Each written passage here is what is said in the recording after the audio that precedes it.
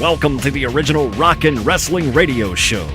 Welcome to Beyond Ringside, your source for wrestling, MMA, and boxing in the Southeast.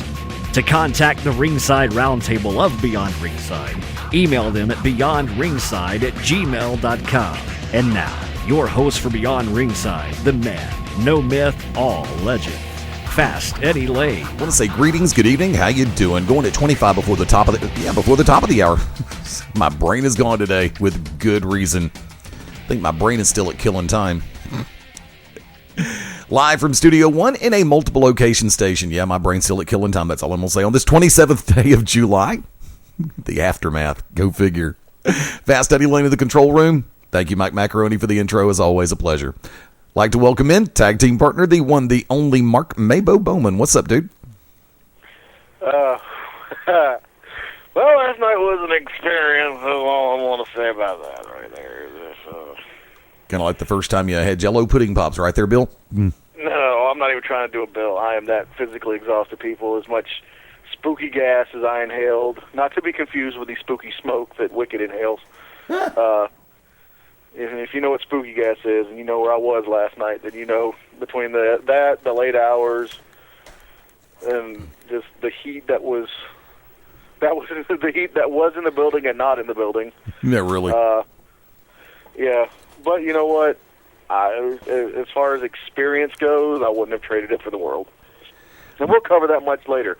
But Fast Eddie, my own outing aside, how was yours last night? Well, do me a favor. Let me go ahead and run this down before we go any further. Beyond Ringside Live, of course, welcome in. Glad to have everybody on board. To everybody listening through .com, thank you. Through Ustream, thank you. Through the mobile devices, thank you. Greatly appreciated. From that vantage point, want to let everybody know tonight, 8 p.m. Central, 9 p.m. Eastern, Wrestle Rage goes live. Wrestle Rage with Smart Graves and Stan. And at 11 p.m. Eastern, 10 Central, immediately following Wrestle Rage at the top of the hour, it will be the return, installment number 2 of the Midnight Black Mass with the good Reverend Dan Wilson. Tyson Dean coming on, I believe, tonight with the cast of Wrestle Rage, and the interview that the Midnight Black Mass has this week is with Luke Hawks. So definitely keep it slamming Sundays right here on Beyond Ringside Radio, Beyond Ringside Radio Network, and BeyondRingside.com. Did I cover all of those? Yes, I did. Just got the audio in late yesterday for this week's edition of Cause and Effect with Robert Cosper, Wicked Nemesis, and Clyde Braddock, and the interview with Robert Gibson of the Rock and Roll Express. And definitely looking forward to having that up on the server. So by Monday evening, we will have 5 brand new shows up on Beyond Ringside Radio server. So definitely check it out. Specifically, primarily at beyondringside.com, but a number of ways you can listen. Last night, me personally, and we're waiting to see if Wick survived. Long story. Well, let's put it this way: if I had even an inkling of the idea I have of what went down last night, if Wick didn't survive, then that's some ish I don't even want to know about, because I'm sure I will get some kind of summons from a court of law. Well, he put part of it up last night on Twitter, and it was late night when he did it. I don't know if you saw that tweet or not. But as I rolled in at 3 o'clock in the morning, ate a Whataburger, passed out for 4 hours, damn near pissed myself because I didn't have the strength to get out of bed this morning. Went, peed, went back to sleep. What is it? Sleep, pee, go back to sleep, repeat. That's my shirt. There you go. We're going to have to get marked that shirt. So if you know anybody who knows does T-shirts, and of course the rumors are still flying around about a Fast Eddie Layne trading card. I'm humbled by that concept, but I just don't. Oh, that would be so awesome if Phil Singer could hook us up. I got to contact him, see if we can get that Fast Eddie Layne trading card. And not just a trading card, but a gaming card. I thought Wigalski was going to help us with that. Speaking, of course, Wiggy Wigalski from... I got to get in touch with them guys. Huh? Say again? I got to get in touch with those guys. Okay. But Last night, I will say this, rocking crowd in Pell City with the Global Championship Wrestling live event. Thank you to everybody who came out to play with us last night. Ted Guinness making his way back to the great state of Alabama, in from Idaho for the weekend. He was doing a very special video shoot with the Complete Wrestling Machine Spiral from the Underground. Spiral, of course, now in a dual residency between Georgia and St. Louis, Missouri. So he's splitting time between... How is old Tedrick? Not to cut you off, but how's old Tedrick doing? Tedrick's doing good. He came in last night. Actually flew in Friday night. Hung out with me for a little while at Buffalo Wild Wings in Alabaster. And it was a great time. It really was. And Ted came into the GCW show last night. Like I said, he'd originally planned to kind of hang back, and he and I had a long conversation on Sunday. And I knew you're going to get the bug all over again, and the bug bit Ted all over again. So it was great to have him on board. And I think he may try to come back in a little bit later on in the year. Of course, it'll always be great to see him. Matter of fact, he's going to be a special guest, a special panelist on Wednesday night's To Be Determined show. Also with the return of Tasha Simone this Wednesday night, 9 p.m. Central, 10 p.m. Eastern. Oh, we've got some stories to tell. And actually, everybody's coming on an hour. We got a great interview set up for the 9 o'clock, or Wick has a great interview set up for the 9 o'clock hour Central Time, 10 Eastern. And that would be? We'll tell you that in a minute. But the full-scale roundtable, let's see. The voice roundtable, I will put it that way, no relation to Ted's nickname nor the show on NBC. We're taking them both and putting them together. So the vocal roundtable will be at the second hour of TBD. And if you had not asked me who Wick's special guest was for hour one, I could tell you, and you asked me and it completely blanked my brain. It's probably about the same. Grand Design, Clyde Braddock. That's who we were trying to remember earlier. Yeah. That makes me think of Full House because they say Grand Design in the theme song. Oh, okay. See, this was a discussion Eddie and I had. Oh, my God, what happened to my nipple? This was a discussion that Eddie and I had about, 20 minutes ago? Yep. And look, we just caught up. So tune in about 30 to 35 minutes, and Eddie will remember who his special guest will be. Actually, I thought that he'd posted it on his Facebook page about who was coming up next week, but he probably did, but I'm too lazy to roll over. I'm still looking for it personally. But yeah, it's been that kind of a day, friends, when I haven't had a chance to update social media. So first off, thank you all for understanding. It's been a long 12 hours. Well, I know it's been whatever. I can't even do it. I'm too tired. A long 12 hours. Yeah. But, so, what happened last night at Global Championship Wrestling? Well, in the main event last night, it was Micah Taylor defending against AJ Steele for the GCW. That was good. Oh, dude, let me tell you something. It turned into a slugfest. And this rivalry between the Underground and New York's Finest is personal. And I mean down to family personal. Where Really? AJ Steele has a microphone in his hand looking Tracy Taylor straight in the eyes and goes, "You realize we can be in more places than one, but you can't." No. Because he even asked point blank, it's like, "You're here. Micah's here. Where's Corey Chavis? Where's Mike Cruz? Where's Francisco Chiazzo? Better yet, where are your kids right now? Do you know?" Don't go after the kids, dude. They've made it personal. They've made it family. Well, has anybody gotten any kind of update from Micah or Tracy? Are the kids okay? Yeah, they're okay. It was Steele was playing mental games. Oh, it's all about the mind games with AJ Steele. It With is. a cranium that big. There's a lot of mental up there. And there's a lot, dude, that's a thick skull, and it can take a pounding too. Because I mean, I will tell you this, and this is God's honest straight shoot. The shots that Micah and AJ were laying into each other last night, you could have heard them outside the building swearing a gun was being fired. That's how heavy those shots were. Shots heard around the world last night in more ways than one. It was now. Here's the thing. There's been speculation all the way through the week about what everything was going to be last night in the tag team encounter. It was originally slated to be the Unlucky Charms versus the Rock and Roll Express. That was the rumor. And then the rumor got started that the 5-Star Fight Club would get into it. Oh, And those make- little dweebs. Well, actually, it was last night. It was O'Hagan and Sawyer. Oh, And so they, the little dweeb and the fat man. now, I saw that. Wasn't that show on in the early to mid '80s? Fat Man and Little Dweeb. that's Jake and the Fat Man. Thanks for playing, and you know better than that. Stop. Hey, what? Stop. Oh, so I can't not like a tag team that's a face in the GCW? Do you know who my friends are on that team? Do you know who my friends are? It's the Unlucky Charms. They don't like them. I don't like them. Oh, okay. Well, see, now that you say it like that, everything's good. But I also mean it the other way, too. Yeah, there you go. You just won't stop, will you? I skate that fine line between fantasy and reality, sunshine. Fantasy reality. Yep. But meanwhile, back at the ranch, well, it ended up that look, I'm going to say this point blank. I had to step in. Well, of course, you're the commissioner. The 5-Star Fight Club wanted to get into the match and defend the tag titles. I'm normally in favor of this because of the fact that, yes, I do believe champions should defend their titles. Well, yeah.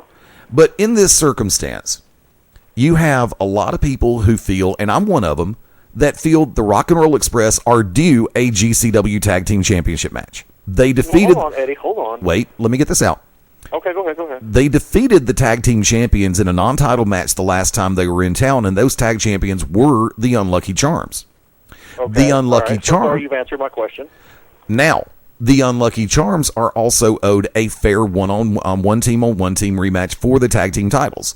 To make it a three-way dance last night on short notice would be unfair to all three teams. Even though the 5-Star Fight Club said they'd be more than willing to defend, honestly, I felt it was unfair to the challengers. It's one thing to prepare. Now, and granted, yeah, I'm sure the fans would have loved it, and I would have loved to have been able to do it. Ooh, speaking of tag team, have you seen ROH TV this week? Yes, you're talking about the six-man? The four-way. Or the four-way, yeah. Yeah, I'll be getting to that in a few minutes. This got real, son. This got real. And that got beautiful, I'm sure. I'm actually watching it live as we go right now. The opening match, beautiful. And I'm still trying to Veda Scott. I'm sorry, darling. She and I need to go to dinner in a nice, quiet place sometime. Oh, I definitely would like to eat out with her. But we decided, and I just went ahead and said, look, we're going to make it a non-title match. That way it's fair to... Triple threat non-title? Yeah, triple threat non-title tag team challenge between the Unlucky Charms, the Rock and Roll Express, and the 5-Star Fight Club. 5-Star Fight Club ended up winning. However, the Rock and Rolls and the 5 Stars did actually... because you should have seen the power bomb on Clyde Braddock. Ricky and Robert, yes, and I do mean that Rock and Roll Express, kids. The Rock and Roll Express tag team legends were in Pell City, Alabama last night.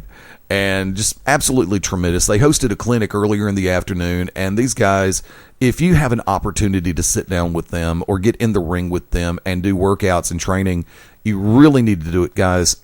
Men and women in the world of professional wrestling, when you have the opportunity to pick the brain of a legend and someone who's been there, done that, owns the t-shirt, much less bought the damn thing, they own the sucker. You really owe it to yourself to do it. It's the same thing in any business, in any sport. When you have the opportunity to really just step up and have that opportunity to have, professional time with a tried and true legend in your respective field. Hell yeah. Definitely. And for everybody who took them up on it yesterday and took advantage of the opportunity, super cool. And honestly, the three-way dance, great match last night.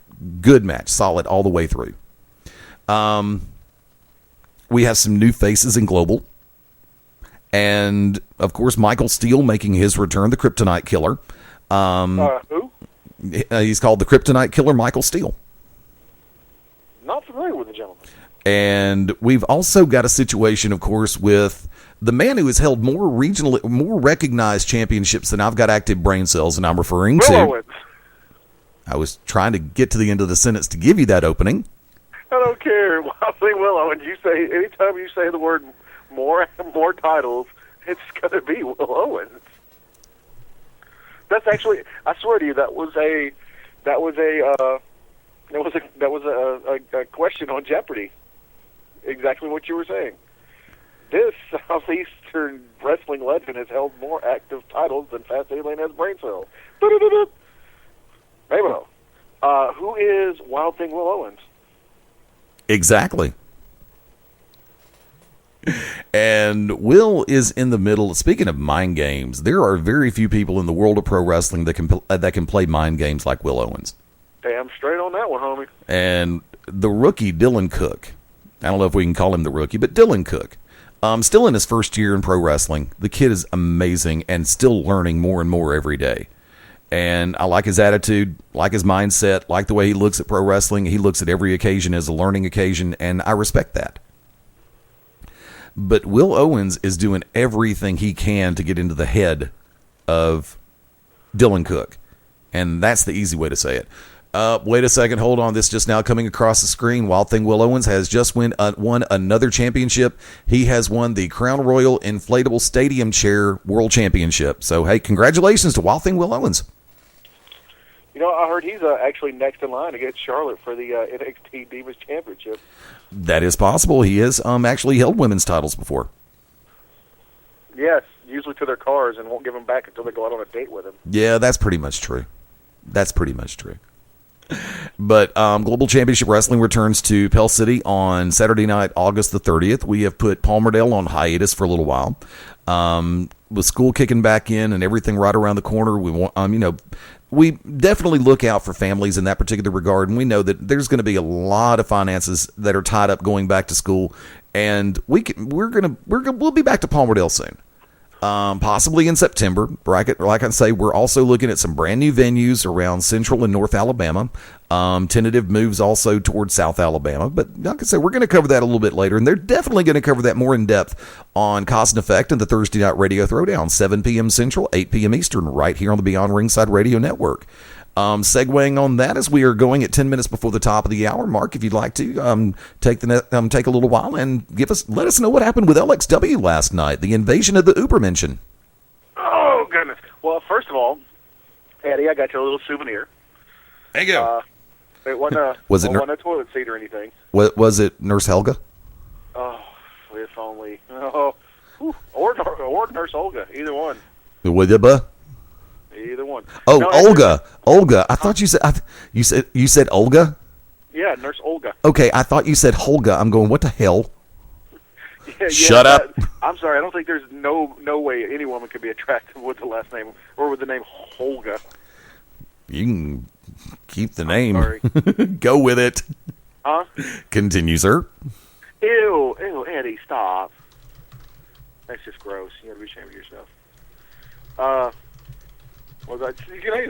No, it's one of the little, so I know how you like to have keepsakes and mementos, or look, ladies and gentlemen, basically I'm stalling because I'm trying to reach my dadgum notes, and I didn't want to get off to bed.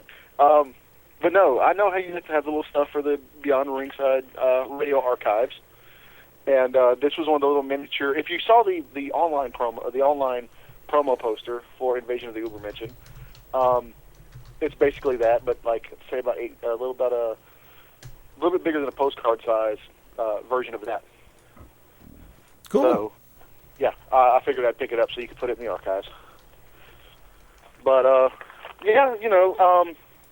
last night indeed was League of Extraordinary Wrestlers, Invasion of the Ubermenschen, live from Jasper, Tennessee. Yes, ladies and gentlemen, I drove by myself to Jasper, Tennessee. If you're not careful, you might end up driving through Jasper, Tennessee. But it was definitely a good. It was on iPay-per-view for those who didn't know. Over at www.nlive.com, the world leading authorities in internet wrestling pay-per-views. I don't know, people. Look, guys, I'm tired as hell. Okay. But anyway, yeah, it was last night was a nice mixture of you had your comedy, you had some good wrestling, you had death matches with the blood and the squirt and the stabbing and the things. Saw new champion crowned in LXW. For those of you who remember, it was Red Solo Cup had the extraordinary title. I believe he won it in one of the many buffets in the inception of LXW. Well, he's no longer the champion. That's right. Good friend of mine, Megs as I call him, Megastar Memphis Monroe, beat Red Solo Cup for the extraordinary title, but not without questions and or controversy. For you see, Herr Professor Doctor had two of his Ubermenschen, Otis and Acid, come out and basically distract Red Solo Cup and let megastar Memphis Monroe get the win and get the title. Then they proceeded to beat the holy crap out of Cup and carry him off to the back. I don't know what that means. I tried to get a word with Hair Professor Doctor. He would refuse to speak with me, and then when I tried to, press in a little bit further, the Uber mention kind of cut me off there. Really? Huh? Really? Oh yeah. It kind of cut me off there, and believe me, if you know the monsters that are in the stable of Hair Professor Doctor, it only really takes one for you just to be like, I think I'll step back. But the scariest of them all, Nurse Olga. Scared the crap out of me. But yeah, it was like as with any professional wrestling card, things change. So yeah, there was definitely a lot of changes that went down. A lot of new debuts. For those who don't know, and Eddie, I don't think I had a chance to speak with you about this, but the Professor had been out combing the vast reaches of space looking for new Ubermenschen, and he came across the Reptiloid. Yes. Yes, the Reptiloid took on Dynamite. What can I say about the Reptiloid, Eddie? I've heard rumors about the Reptiloid, and this kind of creeps me out. Because I know Kevin Brannon, the owner, president, and promoter for LXW and IWA Deep South. And in the time that I've worked with Kevin, I've never heard him be so elated about a find. And when it came down to it, I mean, I know Von Lucher has been mad I'm trying to think of the easy way to say this, dude. He's bad crap crazy? That too. He's bad crap crazy, yet at the same time, a remarkable genius. True. But see, I've studied Von Lucher, and I've studied Kevin Brannon. And between these two, anything is possible. Well, Eddie, I can definitely tell you the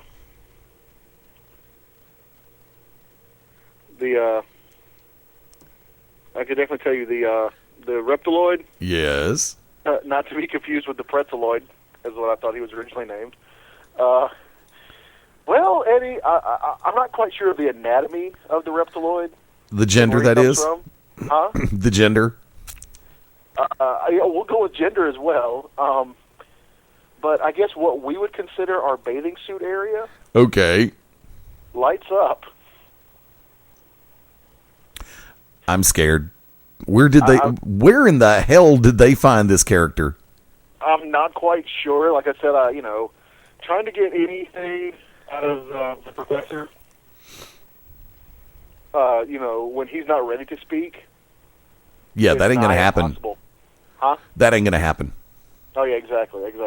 But unfortunately, though, as bizarre and as strange as the Reptiloid was, did not stand up against Dynamite. Really? Yeah, the Professor's newest find, not up to snuff, so I guess it'd be dragged back to the drawing board for the Reptiloid. But who knows? With the Hair Professor, he's got the now newly named. Let me see if I have to look at my notes because this is probably one of the longest titles in the world. The LXW Undisputed Champion of the Intergalactic Empire, that belt courtesy of John Rare. And as you know, he has the Double Burger Tag Team Championship. He's trying to piece everything together, so who knows what he's going to be able to infuse in the Reptiloid to make him better, stronger, faster, smarter, and more dangerous. But staying on the subject of the Ubermenschen, Major Havoc was slated to take on Hair Professor's newest find. Not newest find, because he's been around for a while, but his newest monster. The newest member to be brought into the fold, and that was the Demon Master. Right. Eddie, you're familiar with the Demon Master Very. from previous outings? Very. Fire-spewing, Gene Simmons boots-wearing, just double tough. And the beating he put on Major Havoc, this was a street fight. Oh, my goodness. I don't know if Major Havoc lost a bet and owed Demon Master money. Yeah. But it definitely. Unfortunately, never spilled into the streets, but it definitely spilled out around the arena. And the Demon Master just beat the snot out of Major Havoc.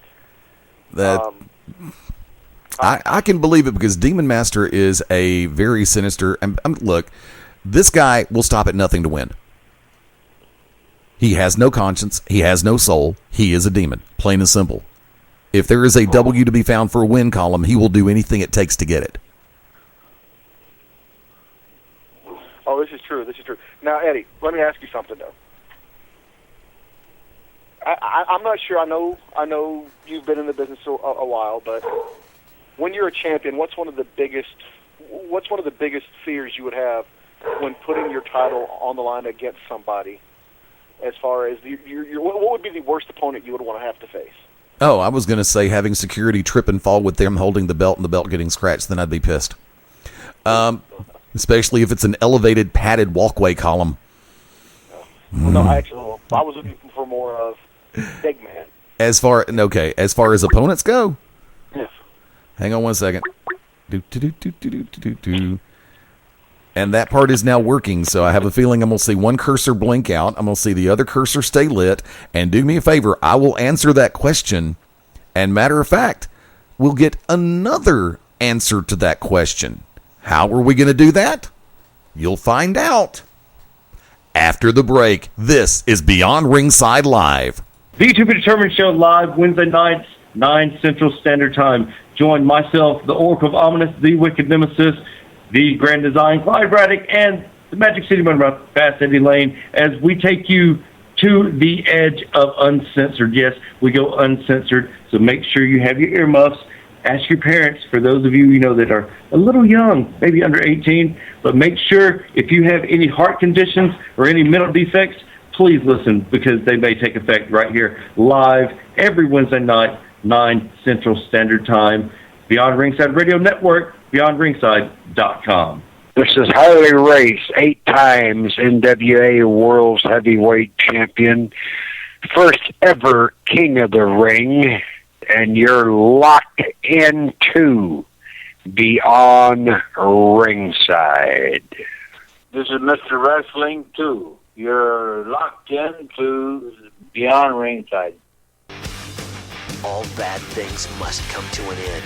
The world's most notorious rock band is saying goodbye forever. Dodge presents Motley Crue, the final tour, with very special guest Alice Cooper. Friday, August 15th, Oak Mountain Amphitheater. Tickets on sale now. Motley Crue, the final tour. For more info and tour dates, visit motley.com. This is Bob Allen, co-author of Gordon Soley's Something Left Behind and the Soley Chronicles, and you're locked into Beyond Ringside. Ladies and gentlemen, this is Smart Rage from Wrestle Rage Radio, coming to you from the Beyond Ringside Radio Network. Join myself and my co-host, Super Stan Grubb, Sunday nights at 9 p.m. Eastern, as we present Wrestle Rage Radio, where we rant and rave on everything in the world of pro wrestling. Sometimes we'll have a guest. Sometimes it'll be just me and Stan BSing about the sport that we love, pro wrestling. Check us out. Tune in Sunday nights, 9 p.m. Eastern, 8 p.m. Central, only on the Beyond Ringside Network. This is Todd Howard from LN Promotions, and you're locked in to Beyond Ringside. This is the greatest wrestler the world has ever known, the magnificent JP Magnum, and you're locked in to Beyond Ringside.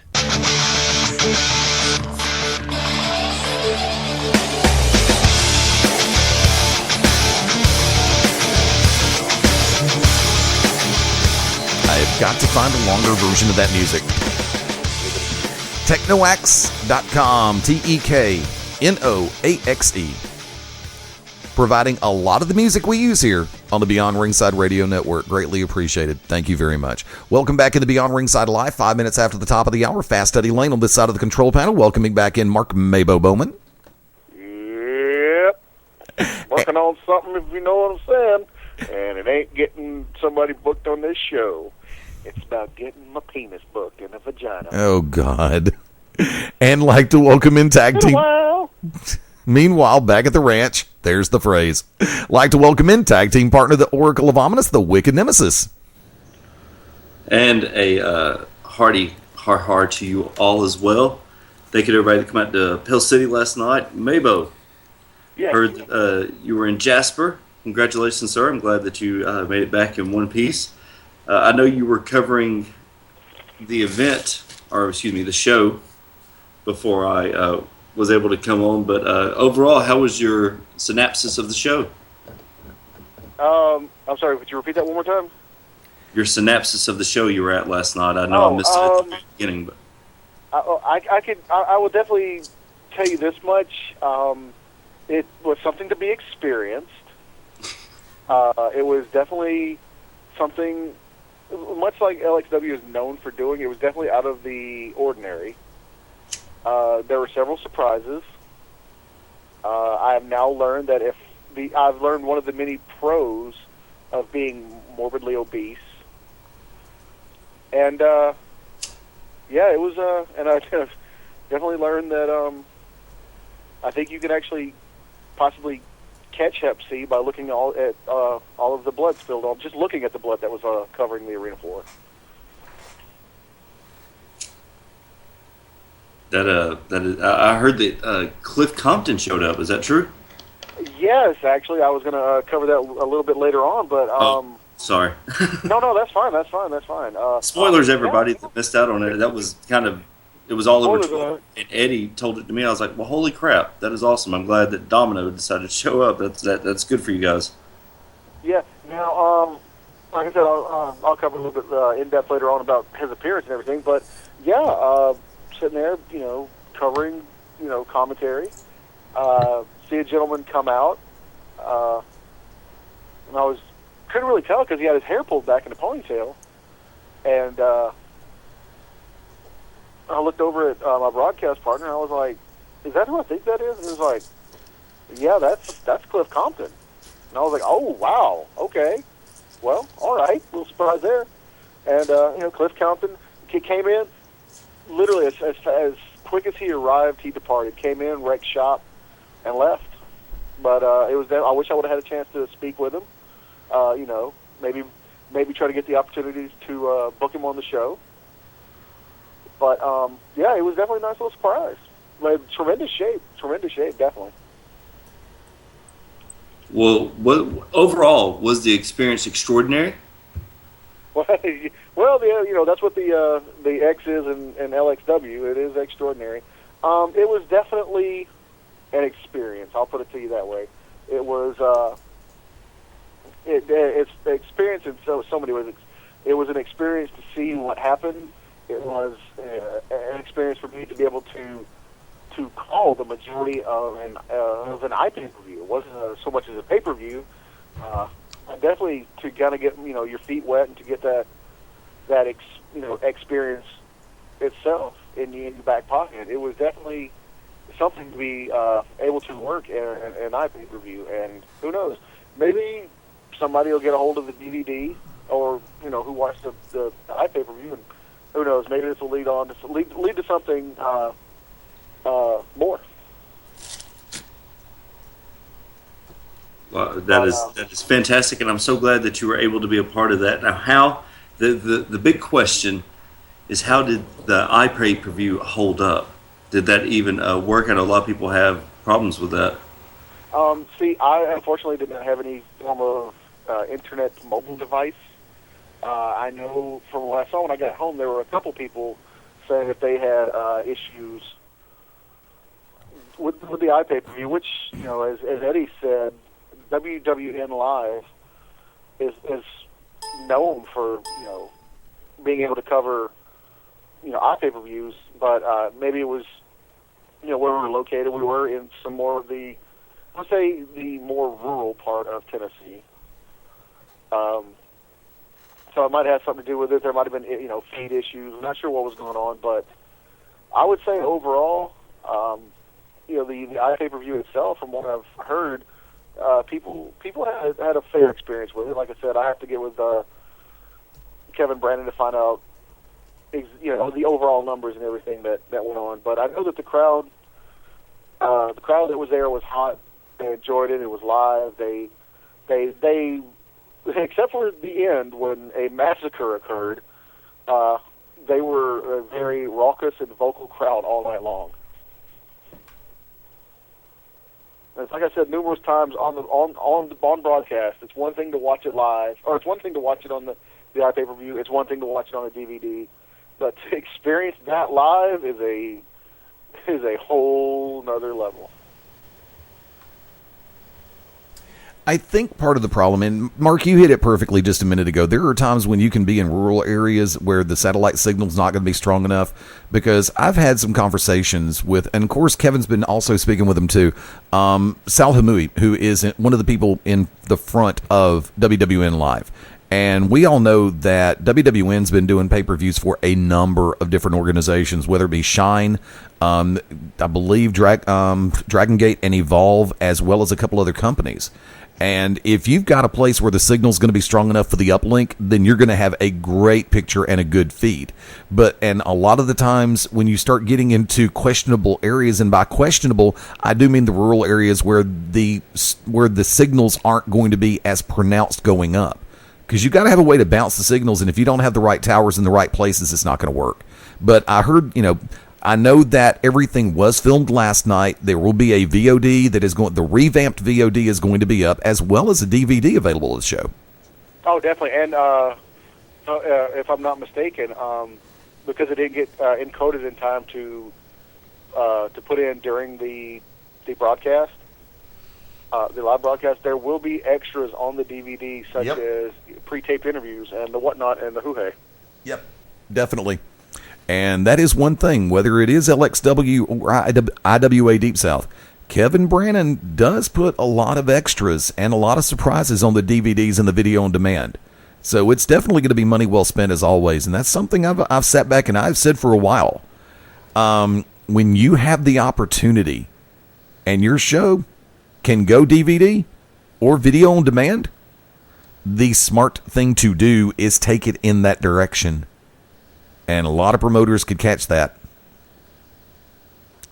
Word. Oh, definitely. But, we'll get back to LXW later on. But, Wick, I want to ask you, because Eddie kind of covered it earlier. I want to get your take on the whole triple threat situation last night involving the Unlucky Charms, the Rock and Roll Express, and the 5-Star Fight Club. Well, the 5-Star White Club was added at the last minute for sure. We'd heard rumblings from my inside sources that it was going to be a triple threat. So it was not really a surprise to us. I mean, you guys know that the 5-Star White Club is going to try to jump in and put themselves in a main event or a semi-main event or something anytime they can. They shouldn't even be champions. They know that. And that's the greatest thing about it, is that they know it. And now the Rock and Roll Express knows it as well. Last night, we beat Joshua O'Hagan to an inch of his life. Last night, we beat the crap out of the Rock and Roll Express. I think that Robert Gibson's eye is now straight. Damn, son. But it was awesome. It was awesome. We definitely gained the respect. Of course, I've worked with Ricky and Robert for years across the Southeast. But Clyde, that was his first time meeting him. Thursday night, Cause and Effect. Clyde and I, special guest co-host for The Effect and for Mad Dog Dan Sawyer. Robert Gibson hung up 12 minutes into the interview because I called him a liar on his partying. Now, of course, as you know, and as most people know in the podcasting world and in the live radio world, thank you. There's a delay in what's said on Skype and what comes through on a cell phone, especially when there's multiple callers on that line. Right now, 2 of us are on Skype, and one of us, of course, is on cell phone, and I'm sure everyone can hear it because you can hear it when it's uploaded and live. There was about a 10-second delay, and he could not understand what I was saying, and he even said something about it, and he was legitimately mad over it. And then when he realized it was me that said it, he's like, oh, beep. He's like, hell, son. And then it became a joke for the rest of the night, so we were cool with it. But the stipulation had been made several times, but of course Mad Dog couldn't face me one-on-one he had to keep employing it into all these different matches. That if we didn't lose, if we didn't win, and if we lost, I would lose my hair. Well, last night I made the stipulation, quote unquote, going into business for myself and saying that if we won, then Mad Dog had to shave his hair and that there would be no more Just for Men. Ow. So Walmart would be very stocked up on that.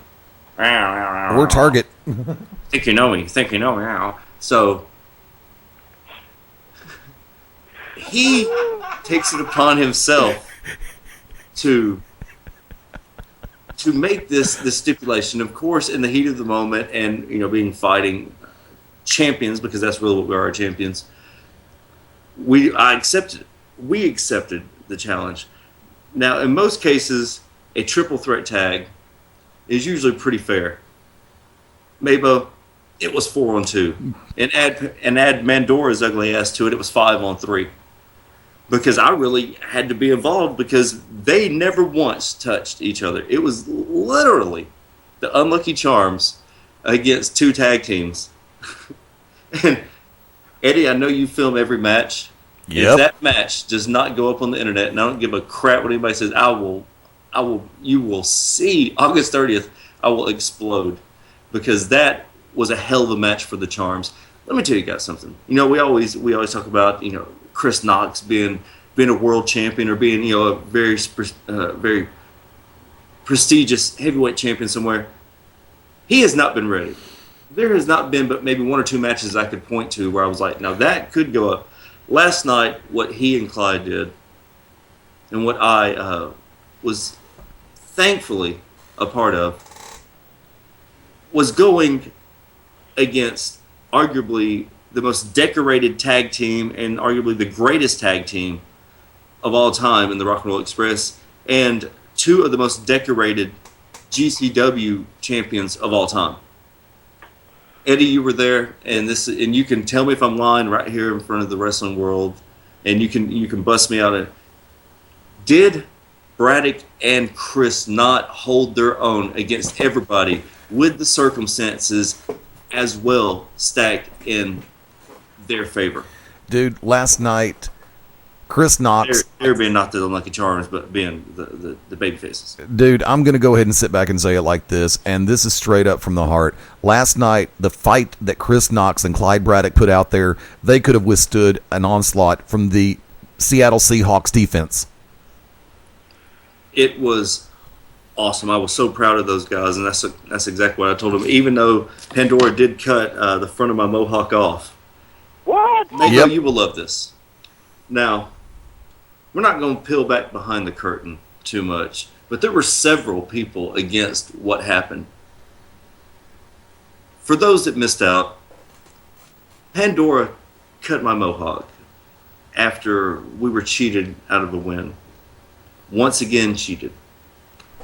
Now, Chris Knox and Clyde take down the evil, the very essence of evil that is Mad Dog Dan Sawyer and Joshua Hagan. And then Mandora's stupid ass tries to stab Chris with the scissors she has in her hands. What? And somehow or another, Clyde got his hand cut open. Tried to stab him with a pair of scissors. I kid you not. Clyde snatches her hand up. Hold on, wait. Eddie, you're the freaking commissioner, dude. How are you going to let that? How are you going to let that set, man? Are you going to tell me you're going to suspend, fine, do something? Bring that's attempted, assault right there. You're right, it is, and it's going to be handled Monday morning when we have a board meeting. Still, dude. Dude, in the aftermath, look. I'm no lawyer, but I think you could press charges. I'm pretty sure somebody can. And fortunately, in this case, you can name me as a defendant, but guess what? You can't squeeze blood out of a turnip. I don't care who you are. You might get turnip juice, but that's it. Now, Fat man's broke. Clyde catches her hand. I remove the scissors from her, and then what happened. Yeah. And it's too early to tell exactly what happened, but Mandora got exactly what she deserved. Mandora got exactly what she deserved. And how many times in professional wrestling can you go from hearing people just scream and yell, the loudest that place has been, one of the loudest that any places have been, to where you could hear a pin drop. A pin drop. And that is no lie. A pin drop after what occurred to Mandora. You know, some days you just can't get rid of a bomb. And some days you can. Well, with me, just, personal experience, best way you get rid of a bomb, you flush it. Or are we talking about some other kind of bomb? What about your bat shark repellent? Does that work? Oh, the bat shark repellent? I am out of the bat shark repellent, although with as you have now deemed her Mandora, I'm pretty sure Johnny Danger named himself that as one of the monstrosity wrestlers as his take on Pandora, and it was magnificent. So I told him I was going to steal it, and I also challenged Pandora to a match, any place, anytime, anywhere. Like I said, it doesn't have to be in Pell City, doesn't have to be in Palmerdale, it doesn't have to be with GCW, it doesn't even have to be on this continent. I would wrestle her in Antarctica with penguins and polar bears as ropes. I don't care. I want to end her permanently. I wasn't a big fan, and this is between the three of us and everybody listening. By the way, Daryl B., thank you over in the chat room. Great to see you as always. Thank you very much. I wasn't a big fan of the Mohawk stipulation because I know the Mohawk is something that you have worked for a while to cultivate, to maintain. I have seen you flip out over the Mohawk. I've seen you stand up in elation over the Mohawk. And I personally was against it. But, I mean, I respect the fact that you agreed to the stipulation. But by the same token, the way things were handled, and after it was all said, done, and over with, it's still a case of, and I'm not playing devil's advocate or anything, and I'm not saying this because I treasure our ability to be coworkers as well as friends. We don't always see eye to eye in the boardroom. We don't see eye to eye when it comes to being at ringside. But that's business. Away from business, it's an entirely different animal, photo ops and all. And, it's kind of like you never really imparted on me your thoughts about the fact that I would not make it a title match. And I did try to explain to you that I felt it was actually in the best interest of the Charms and the Rock and Rolls for it not to be a title match. Because you add to the title match the stipulation, the concept of you losing the Mohawk, or you could conceivably, which it did happen, but add that to the front side of it, it's a distraction. And I've been the one to sit back and say this. It doesn't matter if it's the Unlucky Charms. It doesn't matter if it is the Rock and Roll Express. And I said the same thing when the 5-Star Fight Club was challenging. I said this when Full Throttle was in play. The one thing that I want to see in a title match, regardless of who it is a fair and equal opportunity for the challengers as well as the champions. If the 5-Star Fight Club would have stepped up earlier, like a week ago, and said, we want in this match and we'll put the titles up, I'm all over it, damn it. But at the last minute interjection, no, I couldn't condone a title match in that regard because I didn't think it was fair to the Rock and Rolls and I didn't think it was fair to the Charms. That's my side of the story. I just think it was a bitch move not to do it. And I know there were people that you answered to that probably told you the same sentiment. It was terrible. It was terrible. The titles should have been on the line because, who knows? Could you imagine the Rock and Roll Express as your GCW Tag Team Champions? I can imagine them as the champs. I can imagine the Charms as the champs. And I'm also going to say there might be a little bit of preservationism involved in this because I know what would happen if the belts were on the line and the 5 stars retained. Either the Rock and Rolls or the Charms could sit back and say, we didn't get a fair opportunity. So I'm avoiding that argument. Have we ever complained about anything? Absolutely not. You have made the statement before that you didn't feel it was a fair opportunity because of who was involved in the match. That's just because Mandora has a mangina. Oh. I didn't know John Cena was there last night. Mandora has a mangina. Mandora has a mangina. Oh, God. Hashtag Mandora's Mangina on Twitter should be trending worldwide in 5 minutes. That's going to be in Step Brothers Part 2, by the way. Mandora's Mangina? Mandora has a mangina. Still like the concept of hashtag Mandora's Mangina. The things we talk about. Her mask isn't Hollywood quality made. There you go. She's got that knockoff Party City-ish. Ish. But in all sincerity, last night, LXW, I know it had to be a fun time because LXW live events, LXW shows are always great to be a part of. Last night, Global Championship Wrestling, and this is one that I didn't mention earlier when I was talking about this last night's events, sequence of events. The one-on-one encounter, the rematch between Tracy Taylor and Amber O'Neil Gallows. Solid start to finish. I'm going to say it like this. That was a pay-per-view quality match. That was fun to watch. It had good, solid action all the way through. And therein lies the rub of that. I was waiting to see if Wick was actually going to go ahead and call me, say BS, or actually. I'll tell you. That was one of Amber. The match they had in Pelham was better than the one that they had last night. And that match last night puts a lot, not all, but a lot of women's matches to shame.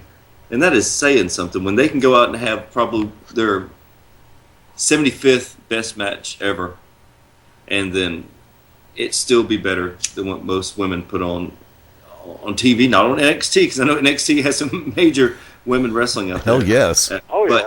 But I mean, definitely in the Southeast and the East Coast. I just called out the entire East Coast, and now my Facebook's going to blow up again like it always does. Every time I mention women's wrestling, people either say, when are you doing your next Wrestling Aphrodite column? Or, what gives you the right to talk about women's wrestling? And we all know what gives me the right. Because I fought for my right to party. Exactly. And you were country when country wasn't cool. I was? Yes. I just know that many times Wicked has woken up late for school and he didn't want to go. I asked my mom, please, but she still said no.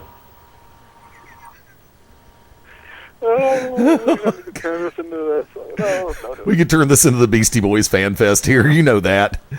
Hey, Knot Fest, October 24th, California. Hey. Oh, speaking of festivals and conventions. Okay, look, I am not a big fan of Harry Potter. I never have been. I never will be. For those who enjoy it, that's great. That's wonderful. I'm not knocking it. It's just not for me. Okay?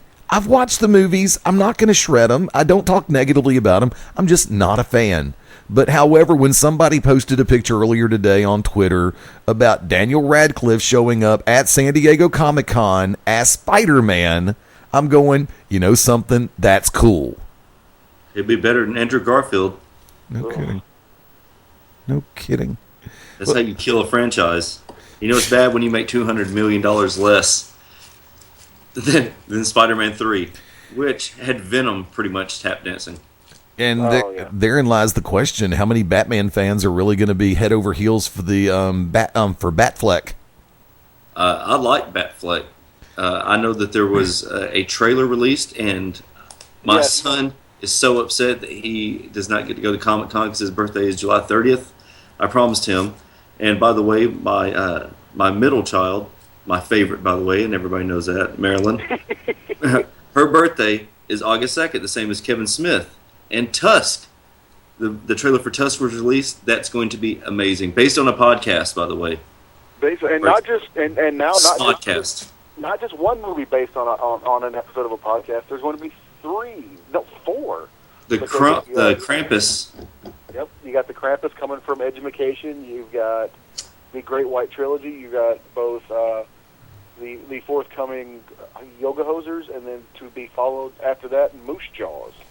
Yeah, Moose Jaws is going to be amazing. Anybody that has heard that Smodcast knows that concept of Moose going through the fields like Jaws. That's awesome. Hey, and Harley Quinn Smith actually in Tusk and Yoga Hosers, as you were talking about. Nice. It's going to be Canadian women clerks.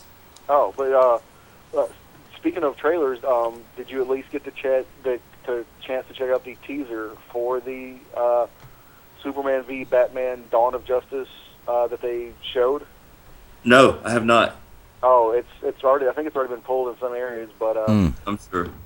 Basically, it's Batfleck shining the bat signal out into the sky, and when it pans around behind him, Superman is in the beam of light, and his eyes turn red, and then it cuts back to Batman, and it kind of goes shadowy. And if you remember the animated series, how his, if he was in the dark, all you could see was the whites of his eyes. Yes. It kind of does that, and then it cuts off.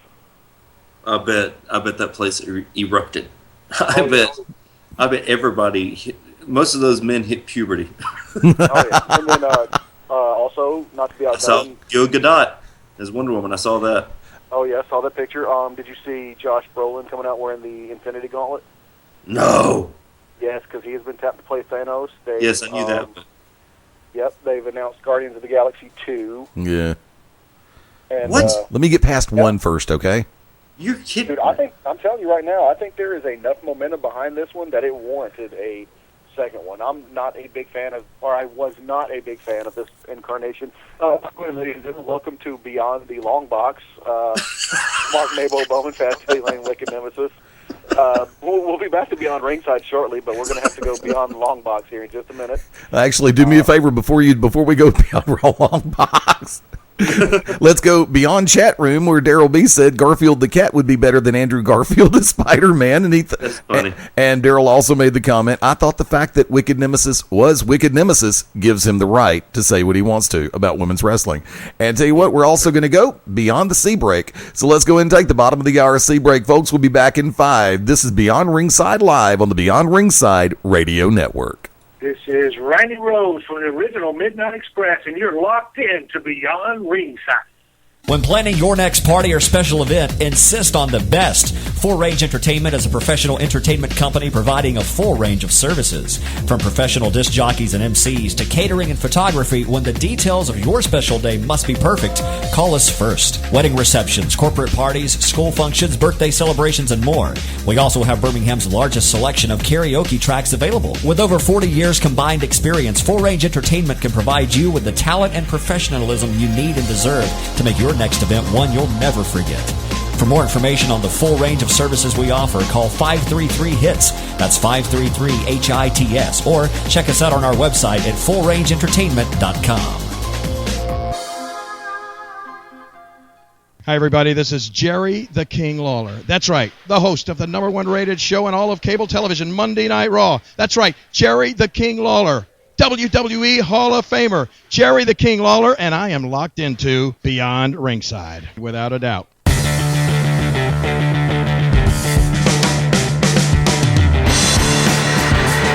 Breaking off in hour number 2, 23 before the top of the hour. Welcome back into BR Live. The flagship flies in more ways than one. Sometimes legally, and sometimes without rocket fuel. Fast Eddie Layne, Mark MaBo Bowman, the Wicked Nemesis, talking about a little bit of everything on this edition. You just never know what's going to happen next around here. Now, I do want to go ahead and break this one out. We're going to shift back over to wrestling for a couple minutes. Lord help us. And for those who actually say something about when we don't talk wrestling. Get your own podcast. It's not that difficult to do. Yeah, I know. Or better yet, get your own live radio show. Unless you're MaBo, then it's definitely hard to try to get your own segment because... Yes. Say it again. You're just me. That's me. There you go. I want to take a look at something that happened this past Thursday night on Impact. Of course, spoilers were out there for weeks, but by the same token, you know me, I don't like to read spoilers. And you know me, I want every spoiler possible because I have the ADD and memory loss issues anyway, so I can see it, 3 weeks beforehand, and then when it happens again, I'm like, holy crap, I didn't know that was going to happen. Oh, wait, I did. I'm trying to remember where I lost my memory last night. It could have been after the 3rd shot of tequila, or after the 4th Crown Sprite, or maybe after the 2nd. No, I don't remember. So it was after the 4th Crown Sprite that I lost my memory. Okay. It could be after I bought the table around. I don't know. And by the way, Wick, you have to admit, I do pay off on my challenges, right? Oh, yes, sir. You're a man of your word. See? It does happen from time to time. The reformation of the Hardy Boys this past Thursday, Impact TNA. Jeff Hardy comes out, and one of the first things that happens on the show is he reintroduces, after the Falls Count Anywhere match between MVP and Bobby Roode, which was actually pretty good. They sold it very nicely, and I enjoyed the match. But Jeff Hardy comes out, and he makes the introduction for Matt Hardy, and Matt Hardy comes out looking better than he has in a long time. He appears clear, lucid. He's in better shape than he was when he made the last appearance for ROH. And they talk about a reformation of the Hardys. And they're talking about, of course, and now it's been set for next week on Impact for Destination X free preview. Hardy Boys versus the Wolves for the tag team titles next week. I want to get both of y'all on both perspectives. The Hardy Boys back together again, and of course the current condition, the fact that Matt Hardy actually is in better shape than he's been in for a while, and your thoughts on the tag team title match going into next Thursday night. MaBo, come on in. Well, it is what it is. If he's truly back to, some decent, clean and sober living, then good for him. Hopefully, whatever demons or issues he was dealing with, he's got them under control. Being back together, I know, they've done, maybe some spots here and there on some independents, but to be back on national television, right? Reformed, I think that's great. It's definitely something the fans have been clamoring for. At one point, Matt was in TNA, Jeff was not. Jeff was in TNA, Matt was not. Right. So I think there might have been that little time where they were, but then they didn't get along, and then things didn't work out. But I think it's great. I think it's time, and hopefully, I've read the spoilers. I'm not going to give anything away. I can't wait to see the match against the Wolves because to me, as far as on national television, I think the Wolves are definitely one of the better tag teams. Are they lacking in the charisma department? A little bit. They can work on their mic skills, but as far as in-ring performance, I think they're phenomenal. I think this is going to be a hell of a match. I think that people are going to want more out of it in the long run, and who knows, maybe it will be revisited. Hopefully this is not, let's say, one-time deal. Holy hell. Continue, Mark. That was Wick's phone. So you want me to get that? Do I need to pick that up? Oh, my God. Oh, I peed. Oh, my God, I peed a little bit in the front. Okay, that'll do. Much like the Reptiloid. We'll talk about that later. Wick jumped off for a minute. He'll be back. Continue. Okay. So, I definitely think it's going to be a good thing. It's always good to see tag teams, especially tag teams that helped reestablish tag team divisions. Because with tag teams, it's always ebbs and flows. Correct. And the Hardys, along with the Dudleys and Edge and Christian, helped, bring about that renaissance of tag teams back around the Attitude Era. Right. So I think it'll be great. I think it'll be great to see them back on TV, back performing on a national scene. And I don't think they could have put them up. I don't think they could have put them up against a better tag team in the Wolves. Also a more experienced tag team. They could have thrown together anybody and said, okay. And this is like not a knock on say Braum and Magnus. It's not a knock on them, but they don't have the experience together like the Wolves. Correct. I would even go so far as to say the Bromans. The Bromans have been teaming for the better part of a year or so. Right. But they don't have the chemistry yet of the Wolves. So I think you're going to take what the Wolves have. You're going to take what the Hardys have, and like I said, I've read the spoilers. I know what's going to happen, but that's like saying, I've read the spoilers for Guardians of the Galaxy. I know what's going to happen, but I still want to see how this plays out because I know it's going to be a hell of a match. Yeah, and for me, it's like this. When they start talking about the Hardy Boys, the only problem that I have is the fact that they're going straight into a match with the tag team champions. That is my only major about it. But is the titles on the line? I don't remember reading if the titles are on the line or not. I haven't read that part. Like I said. Okay, well, I mean, then there's nothing wrong with that. They're not challenging for the titles. If they were challenging for the titles, then I could see where you would take umbrage with it, because that's the one thing I don't like, is when a company brings in somebody and puts them straight into the title mix. Especially just because their name, or they bring in, what was it going? They bring in somebody who, I don't know. I had a point and I totally forgot. I scratched my head. I shook the thought loose. Well, like I say, you get what I'm saying, though. Yeah. Just because they're a name, or like a throw together tag team. All of a sudden, this tag team has no experience. They've never had any tag matches. Let's put them against the champs for the titles, whether they win or lose. I've always had issues with that. So now the only other time, now it's like when ROH was doing their Proving Ground, and other companies would do non-title matchups. In that realm, I'm perfectly happy. Like I said, I don't remember exactly what was said about, but I know they're doing the match with the tag team champions. So my gut says, of course, it's going to be a tag team title match, which of course leads me to go, no, there's more teams that have been involved in TNA that actually deserve the exposure. And let me ask you this.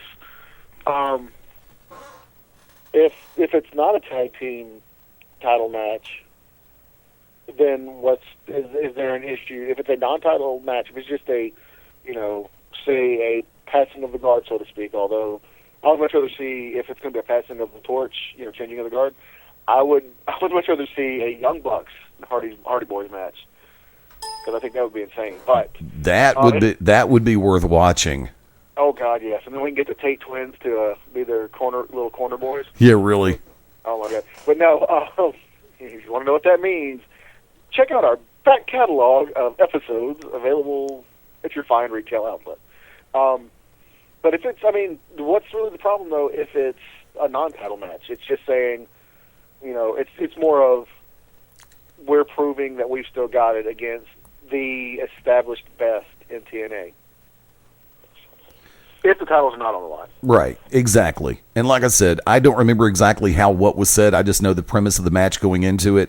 And like I said, I don't read spoilers, and I normally avoid those. It's like, spoilers, upcoming TNA Impact for December 23rd of 2015. Nope, I'm still not going to read it. Although those might be out by now. I'm pretty sure they will be. And now here's the question I'm going to hit you with, because I have my own response. Has TNA going to New York been a great thing for the company? And use whichever adjective or superlative you want to throw in there. Has it been good? Has it been great? Has it sucked? Oh, I thought you were making a statement. It didn't come out as a question. I was just like, well, here's the thing. As you know, they announced for more tapings in August. So it's almost like they're treating the Manhattan Center like it was the Impact Zone. Right.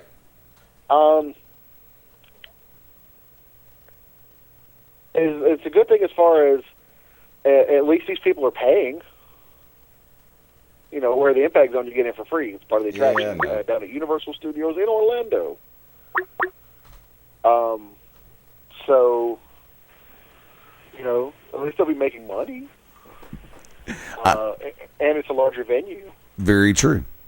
And go ahead. People in the wrestling business, whether they be fan or in the business themselves, anybody around it, can tell you there is no crowd like a New York crowd or no crowd like a Philly crowd. You can say, oh, well, what about the fans here? What about the fans here? I'm sure those fans are great. But if you want to earn your money, if you want to earn respect, if you want to establish yourself,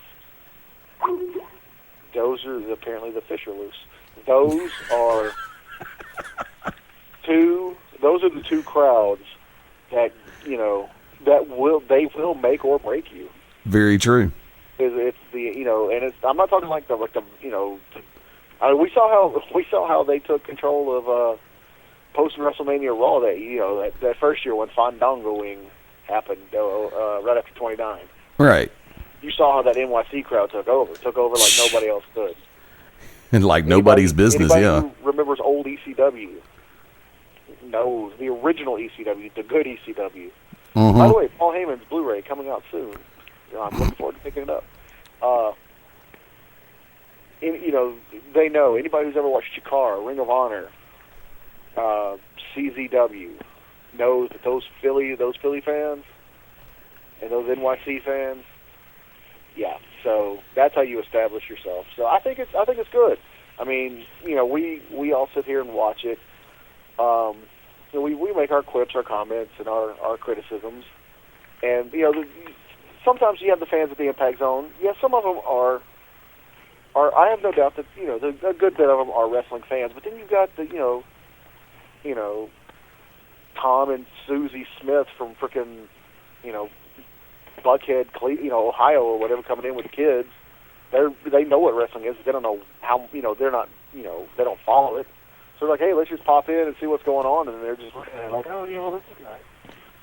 So I guarantee you, going out and doing what they do in front of the NYC fans, I think it's going to be a great thing. Wicked Nemesis, let me bring you back in on the original question.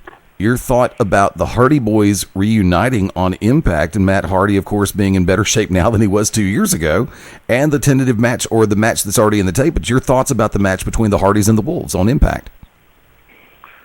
First of all, Matt Hardy being back is a good thing. I'm glad that he is in great shape. I wish them nothing but the best. But right here, TNA has a chance to do something. Impact, whatever the hell they're called. Impact, TNA, same thing. You can have former WWE Tag Team go over, a.k.a. win, over a tag team that you're helping establish to the world. This is a test for TNA. This means a lot what they do. And right now, as everybody knows, I don't think that many people are going to boo the Hardys coming back together. Any crowd, especially New York and Philly, because they know how much it means to wrestling for these guys to come back together. But that Hammerstein Ballroom crowd that they had was not a real Hammerstein Ballroom crowd. It kind of was, but it wasn't. They're not as vicious as they used to be. I don't know about the Philly crowd. Like I said, I watched TNA several weeks ago. I hope that they put the Wolves over. I hope that the Wolves win. I hope that the Wolves do something. I hope that they use them in a good way, because it can mean a lot for that company. Boom. Yeah, I mean, I agree wholeheartedly. And here's the thing. I'm willing to bank on the fact that someone with Impact's front office came out to this crowd and said, look, we want you to get raucous, we want you to get rowdy, we want you to get loud, but please remember, this is not a pay-per-view, this is for network television. Please please help us keep the FCC off our nuts. Would you fault them for doing something like that, MaBo? No, because if you're not getting the true flavor, that the true passion out of the crowd, then what's the point? You know what I'm saying? Well, remember, back in the original days of Extreme Championship Wrestling, the crowds on ECW TV were different verbally than the crowds on an ECW pay-per-view. Well, I mean, that's true, dude. I mean, you don't have to tell me. I used to watch it every Saturday night. Yeah, we both did. Sunday morning. So I know how they would get. I had the ECW pay-per-views. I've still got some on VHS somewhere. Now, therein lies the funny part, because the three of us share similar views in that particular regard, because we all get a weird rush, or the rush, out of a crowd that cuts loose and just lets it effing rip.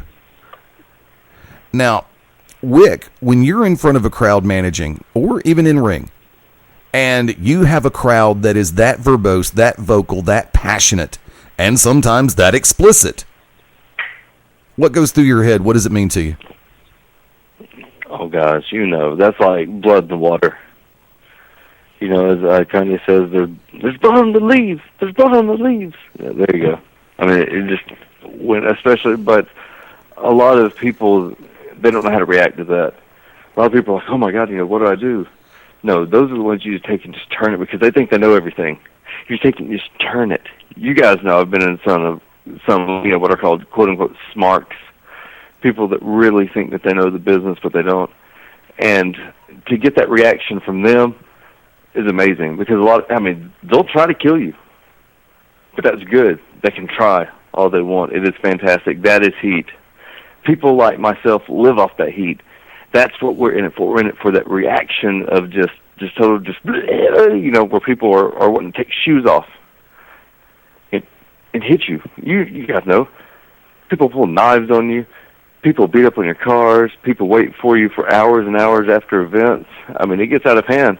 I just had a stalker follow me around Walmart and take pictures of me, and went to Angie and said, "Hey, I saw Wicked shopping, and I've got these pictures of him. I'm going to give them to you. I just have them on my cell phone. I need your number." No. That's when you install Facebook on your smartphone, if you have a smartphone. If you don't have a smartphone, treasure the moment of the pictures. You're not getting my damn number. I don't care. Now, MaBo, since you've made... Okay, we all know, Wick and I both know, that you rank right up there as one of the most passionate and verbal fans, because if something gets your attention, you are very, very, very loud about it. And Bray Wyatt being one of them. There you go. But also, with you having made the move behind the microphone, A, doing interviews, B, at the announce table, and for commentary. Let's take it from that perspective. When you're calling a match and the crowd is that into it and that passionate, they share that same belief that you do and I do and Wick does, in those rare moments when even back in the days when we were sitting in the crowd. Now, how does that affect you when you're behind the mic making the call on the matches? Does it amp you up, or do you just like, y'all shut up so I can get this right? Well, both really, because I've been behind the mic, just a few short times, so it kind of doesn't throw me off, but it's just like helps me. It distracts me, but it distracts me in a way that I look over and I'm like, damn it, that should be me. It's like as much fun as I'm having behind the mic. There's certain things that you can't say when you're behind the mic that you can say when you're in the crowd. No kidding. So that kind of was a case in point last night. I wasn't going to say case point scenario because I'm not Fast Eddie Layne. I don't have that trademark. But case in point last night, there were so many times where I wanted to interject what I wanted to say, but I was like, no, we're representing this company on iPay-per-view, so we have to keep it calm as we can't be MaBo. We can be MaBo, but we can't be MaBo. So, but it does give you that little bit of a chill, especially when you see people get very passionate about things or excited, such as with the death matches last night. Some of the stuff that it's when you can silence a deathmatch crowd and not silent, and when silence them, I don't mean by you're the drizzling shiz. But when something happens and a deathmatch crowd just goes, wow, yeah, that gives you that right at the base of your skull, the top of your spine, that euphoric tingle, to where you get lightheaded and you think you might pass out. Also, might have been the heat too. It was conceivable, unbearably hot in there. But when you get that tingle where you're just like, you and the crowd become one in agreement, and you're just like, then you can relay not only their thoughts and their vocalizations, but your own thoughts through the microphone in a more broadcast suitable term and phrase. But yeah, it's just there's times where you want to tell them to shut up because there's heckling, and then there's being an asshat. Yeah. Exactly. I'm not one. You know me. Both of y'all know me well enough to know that I'm very rarely toot my own horn. But myself, Tunzi, and a couple others that I've ran with in the past, we have a good grasp on the art of heckling. Then there's those who, if you remember the whoa. I'm going to interject. You and Tunzi having a good grasp on the art of heckling is like saying that I like crab legs. Dude, y'all are maestros at it. I've heard y'all. I'm not really one to toot my own horn, but for those of you who remember the old, what was the Opera House, Eddie? Oh, God, yes, over on the eastern side of Birmingham. Tarrant, the old Tarrant Opera House? Yeah. Where you had the one gentleman who was not heckling. It was just him yelling a homophobic slur over and over again. Yeah. Yeah, that's when you're just like, hey, dude, shut up, because I'm actually trying to call this match and to get it over, and all you're doing is just being an asshat. Yeah. But yeah, I mean, I can feed off. I could definitely. There are times where I feed off the energy being put out by the crowd. It's like when I'm announcing, or whether I'm commentating in this era, or whether I'm doing the interjections as the role of commissioner, I feed off that energy, and I appreciate people having that kind of energy, because it gives me that immediate feedback. And if I feel in my heart that feedback is letting me know that I'm doing something right, I know that I can push forward and keep it going, and probably even take it up a notch, and hope they come up to join me when I raise it up. Because when the fans raise it up a notch, I'm damn sure going to try to go up there with them. And we ride that roller coaster all the way through the show. And for me, the roller coaster ride is what it's all about. When you have a good match in the ring that fans and workers and wrestlers can wrap their heads around and just let it go and get involved in. What's the phrase, Wick? Buy the ticket, take the ride? Yes, sir. Thank you. When you take that ride and it's a good ride and everybody's on board, trust me, there is no feeling like that. Well, in MaBo's case, it is make them laugh, make them breakfast. Oh yeah, well we can usually make them laugh. It's you can make them laugh. It's they usually don't stick around for breakfast. They usually more of with me. It's make them laugh and then make sure that you're there for them to babysit their kids when they go out and party.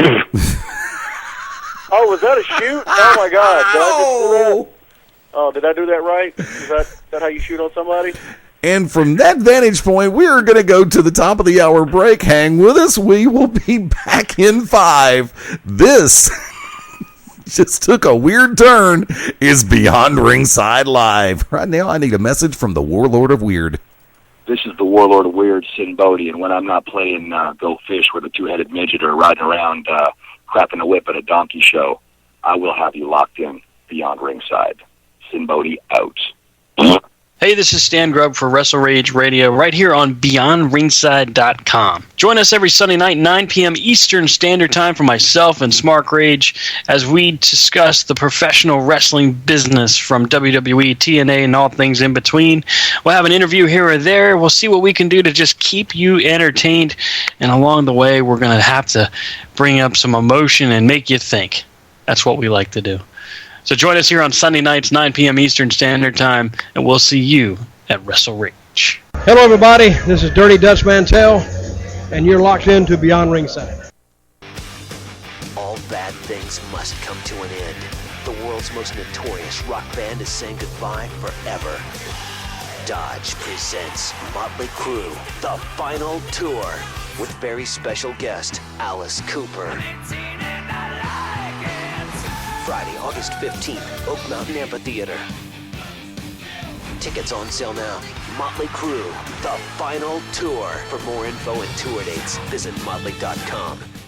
Hey guys, this is Christy Ritchie, and you're locked in to Beyond Ringside. Howdy, friends. This is the Magic City Motormouth, Fast Eddie Layne, with your invitation to join yours truly, along with Mark MaBo Bowman and the Oracle of Ominous, the Wicked Nemesis, every Sunday night, 6:30 p.m. Eastern, 3:30 p.m. Pacific for Beyond Ringside Live. Wrestling, mixed martial arts, sports talk, and a whole lot more. Keep your eyes open on BeyondRingside.com for all of upcoming show information, and of course, catch us on social media as well. Until then, we'll see you this Sunday, 6:30 Eastern for Beyond Ringside Live on the Beyond Ringside Radio Network. You have tuned in and are now live listening to the 3-time NWA Heavyweight Champion of the World, Scrapper and Adam Pearce. And just like you, I am also locked in. And, brother, we are Beyond Ringside. This is the Bee's Knees, the Cats Pajamas, and the whole shebang. Johnny Gargano, and you're locked in to Beyond Ringside.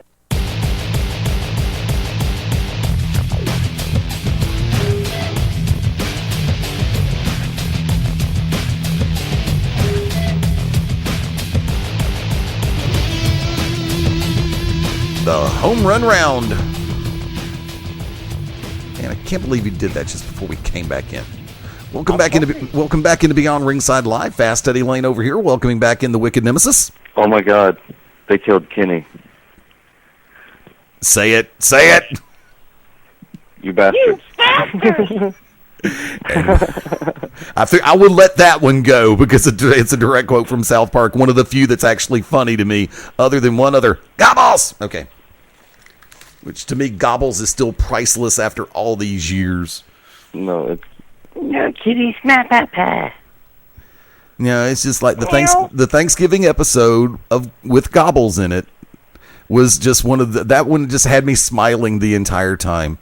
Because you know me, I'm not necessarily an animal activist, but you know, you always like to see the underdog or the under turkey or the under frog win, and our tag team partner Mark MaBo Bowman just totally crushed me a minute ago. Eddie, keep it together. Keep it together. Keep it together. Tell everybody what you told me. Well, I'm sorry, but it would seem that this new monster that the Flood has in Chikara, some are saying, you know, Jimmy Jacobs might be the leader of the Flood, but this new large beast, I'm not quite sure how to pronounce the name. I believe it might be the Decleon, something like that. At the season premiere, Chikara's season premiere kickoff, he sadly, and I know we reported on it, he killed Cobalt, or Cobalt is no longer with us. Let's put it that way. After the incident, but there was a Wrestling Is / Chikara favorite that Eddie has pretty much since his discovery of this once mighty hero. Eddie has kept him close to his heart, and unfortunately, it happened last weekend. I got the news Monday. I'm sorry we didn't report on it, but. Amongst the list of casualties, along with Kobold and, from what I've heard, Deviant, believe it or not, is not in great shape, along with Jervis Cottonbelly. The Estonian Thunder Frog is no longer with us, and I know it hits close to home. It hits close to his tag team partners, the Latvian Proud Oak and the Lithuanian Snow Troll. It also hits all the fans very close, but I know Eddie has his favorites, and he's never let this out on the radio before.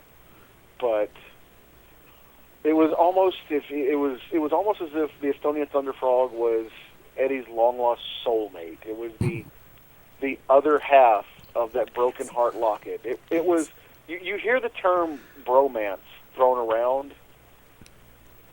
But between Fast Eddie Layne and the Estonian Thunder Frog, it was an undiscovered bromance.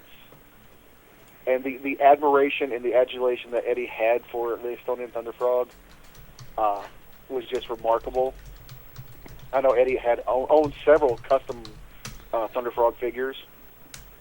He was in line to day one. He was going to purchase the Estonian Thunder Frog T-shirt. He did not want to miss out.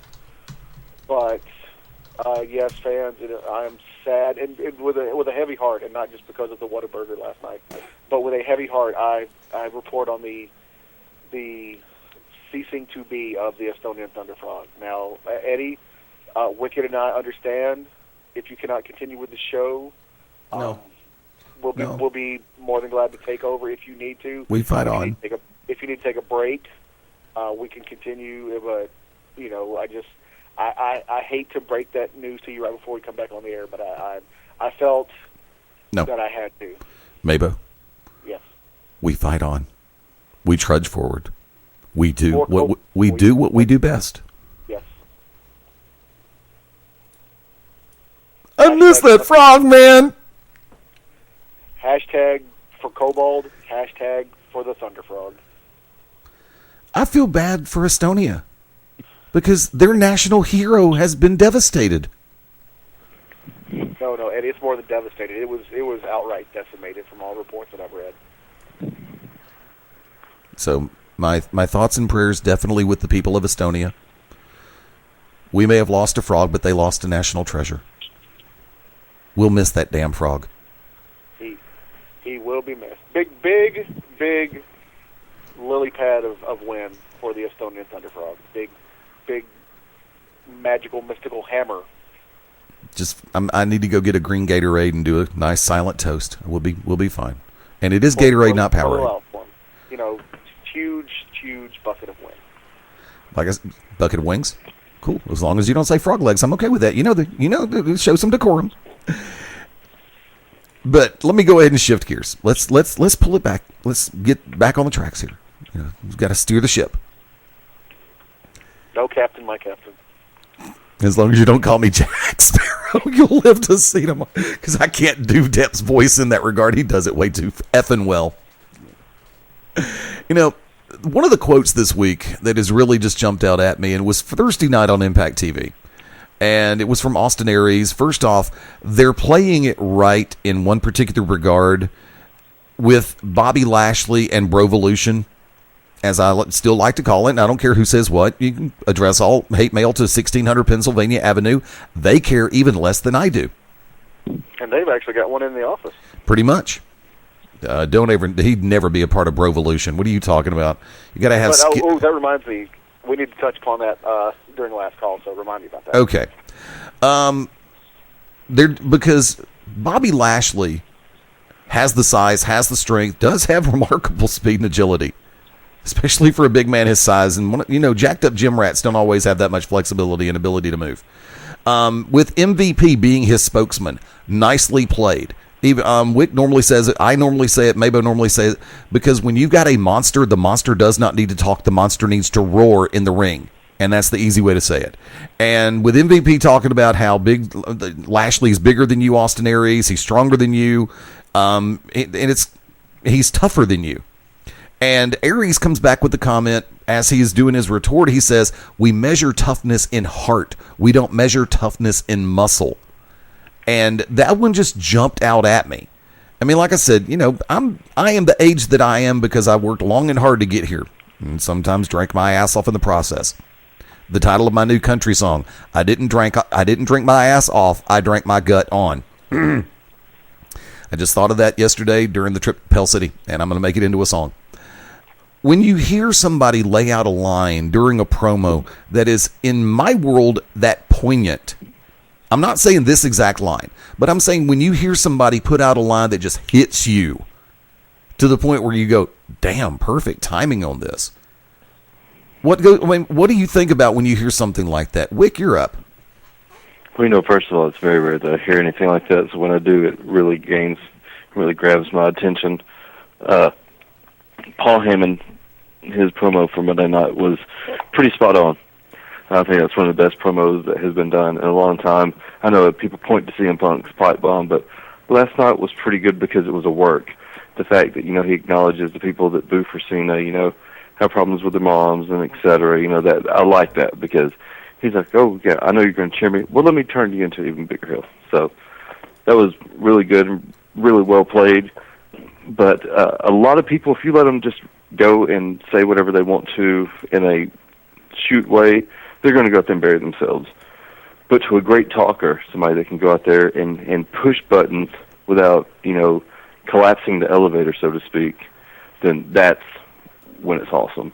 And when that does happen, it makes me feel warm and fuzzy in my colon. because we all know he doesn't have a heart, therefore we have to move south. MaBo, your thoughts?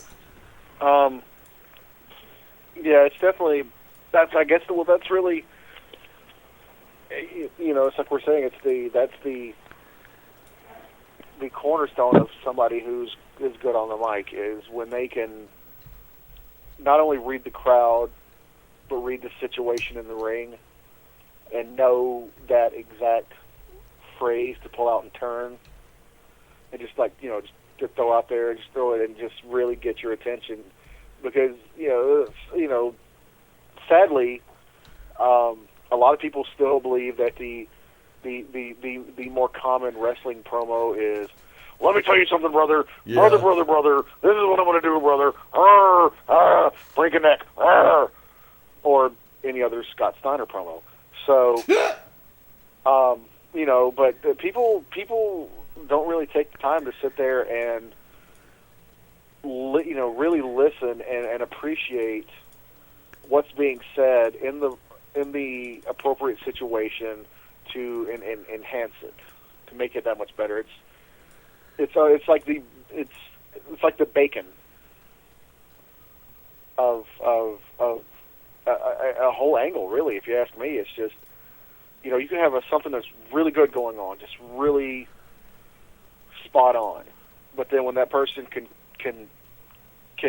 cut that right promo, that is the bacon on top of the cheesesteak sandwich of the whole deal. It just say magnifique. Bacon on a cheesesteak sandwich. Hell yes, son.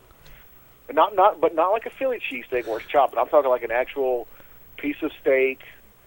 Get you some, because a Philly cheesesteak's chopped steak meat, right? Cheese whiz. No, it is. It's cheese. It's the cheese whiz. That's what really sets it off. But not the the kind of the can, not aerosol cheese, but the actual cheese whiz in a jar. Right. That's what makes a good Philly cheesesteak. Well, I'm talking like an actual a good cheesesteak sandwich.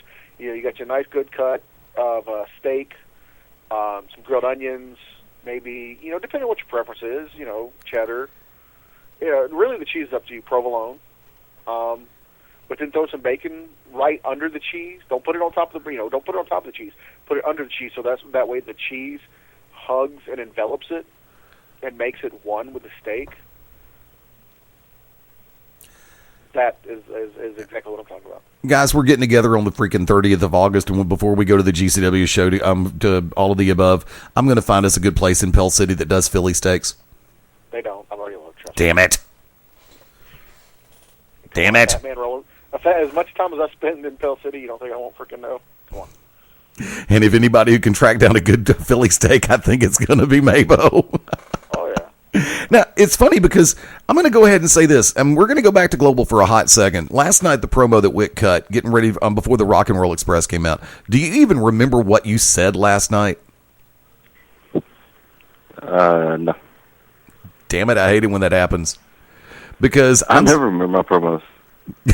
That's why you like it when I post the videos, right? Exactly. People don't understand. I've said this before. Some do, but not all. Most do not.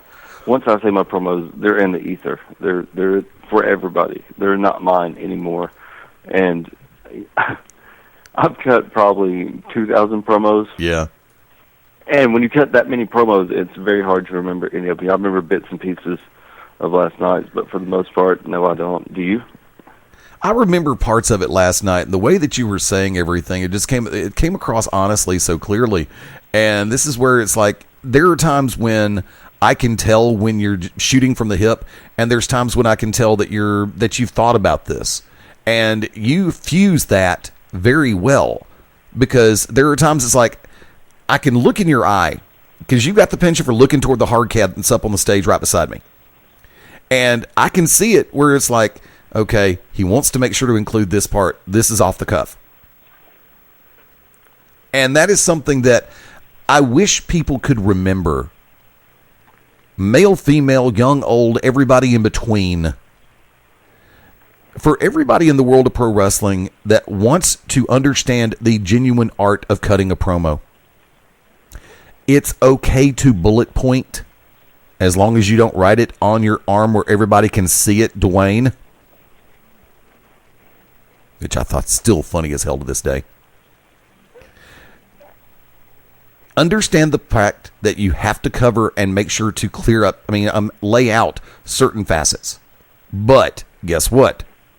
You also have to have the intelligence and the coherence in order to embellish and run with some of the other points that you've laid out there. There is an art form to cutting a promo. Really, there is. And that's going to be a topic for a later point in time. Folks, I want to remind, real quick, before we head for it, I'm going to go ahead and throw this out there real quick. 39 minutes away from the kickoff of Wrestle Rage, Tyson Dean slated to join Stan and Smart Rage tonight, or Smart Rage and Stan, depending on who gets top billing this week. And immediately following Wrestle Rage at 11 p.m. Eastern, 10 Central, we're going to have the premiere of the brand new edition, episode number 2 of the Midnight Black Mass. Reverend Dan Wilson welcomes in Luke Hawks. A full night right here on the Beyond Ringside Radio Network and BeyondRingside.com. Definitely keep it locked in right here. Wicked Nemesis, last call. Well, first of all, I want to say thanks to everybody that come out Saturday night, for everybody that listens to the To Be Determined show. Without the fans, we're nothing. But I've said it once, I'll say it again. I'm going to get my hands on Pandora, and I am going to defuse her. I'm going to cut off that fuse. I'm going to stick it down her throat. Because they say you cannot kill what you do not create. Well, if I created it, guess what? I'll kill it. I'll kill the monster. Island of Dr. Moreau. Remember that, yes, if I can. And, of course, Wednesday night, 9 p.m. Central Standard Time, the To Be Determined show. Join myself, of course, Fast Eddie Layne, the producer extraordinaire, and the Grand Design, Clyde Braddock. Our guest this week, the No Pain Train, NWA legend, Iceberg. Iceberg will be there, 205-316-9900, or you can Skype us at Beyond Ringside, all one word. And there's talks that Ted Guinness may be on in the second hour, and, of course, because, she is all of ours. Former NWA Women's World Champion Tasha Simone says she's going to come on, but don't hold your breath. MaBo? Yes? Last call. Last call, real quick before I get to my last call, just to put a cap on the LXW Invasion of the Uber mentioned last night. Congratulations to Cornbread for winning the Pans Galore Money in the Bank Rumble match. You can cash that in anytime for either the Extraordinary title or for the Intergalactic Empire Championship. It was definitely a show to see. Some people, I'm just going to go ahead and straight out say it. Some people got their ass whooped last night. Cliff Compton, like we said before, showed up unannounced. Big Donnie called him out. For those of you who are familiar with the body shape of Big Donnie, Cliff kicked him, attempted to kick him at least twice in the testicles, and all he caught was fat. And Big Donnie just laughed it off until Cliff beat the hell out of him with a kendo stick. So it was a great show. Check it out on any kind of replays, VOD replays, and pick up the DVD when it comes out. But and by the way, Pork Chop Cash Jr. now has a small vagina on the back of his neck from a light tube. Ouch. Yeah, it was gross. You know how people are always saying, I'll cut you to the white meat shows? Yep. Well, literally, you could see the white meat on the back of Pork Chop Cash's neck. Oh, son of a gun. Yeah. But real quick, is Wick still with us, or did he pay? Yeah. He's still here. Okay, well, let me get both of your opinions on this. As you could see sort of on Monday night, the formation of a new faction with Xavier Woods, Kofi Kingston, Big E Langston, and then soon to be rumored joining them, Mark Henry. Now, I don't know if they're going to go with a new nation or if they're going to go more of the, as Eddie has termed it, Brovolution. But Bobby Lashley actually had enough nerve to get on Twitter and say the whole invitation is the sincerest form of flattery, basically taking a shot at the WWE, and then MVP, kind of co-signed on it with a little winky face. my question to you two is how do you feel about this, the WWE version of, I guess, Brovolution? Wick, go first. Now, who all is supposed to be in this? Mark Henry. It's Xavier Woods rocking a suit. I guess he stole out of Brother Love's closet. Big E Langston and the and this is what kind of bothers me, the ultimate babyface, Kofi Kingston. And then there's rumor that when Mark Henry comes back, he will be with them, but that's just rumor so far. So right now it's Woods, Langston, and Kingston forming a little group. Good, because it gives an outlet for Big E, Xavier, who can talk, and of course Kofi. Kofi needs a turn. He needs to do something. He's grown stale. Just once every Royal Rumble, him finding some way, to not be eliminated some crazy ass way. No, he needs to do something. I think a turn will be good for him. And Mark Henry, why not throw in the world's strongest man? If he can stay healthy, he will be a hell of an asset for those guys. So, but if they're talking about copying him, I mean, all they're redoing is like, oh well, you guys want to see how the Nation Domination is done? Well, we'll show you. This is how you do Nation Domination 2.0 instead of your 1.6666666 version. Eddie? Bobby Lashley, I love you to death, but you're an idiot. Imitation is the sincerest form of flattery. That's why MVP, Bobby Lashley, and Kenny King became Brovolution. Evolution 1.66 or 2.6666. I'll go with the number. I like that. Thank you. Stole it right out from under. More than anything else. Because if you put it together, MVP was the authority figure / Triple H.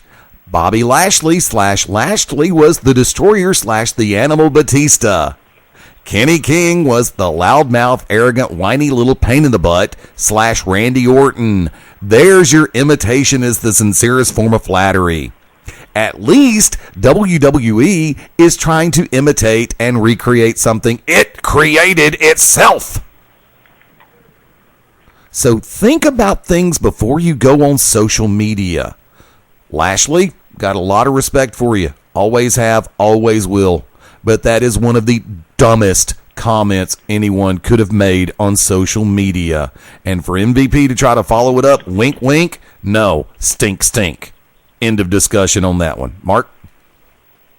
Well, that's all I got on that there, Uncle Dean. Okie dokie. Did you say stink, stink? Yes.